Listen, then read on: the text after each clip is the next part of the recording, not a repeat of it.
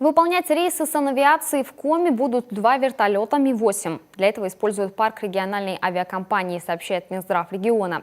Напомним, работа по повышению доступности оказания медпомощи жителям труднодоступных территорий ведется в рамках поручения главы республики. Обслуживать каждый вертолет будут 2 круглосуточные смены летных экипажей. Медицинские бригады сформируют территориальный центр медицины катастроф. Вертолеты санавиации смогут оказывать помощь жителям городов и районов республики, а также при необходимости Кировской и Архангельской областей, Ханты-Мансийского и Ямало-Ненецкого округов.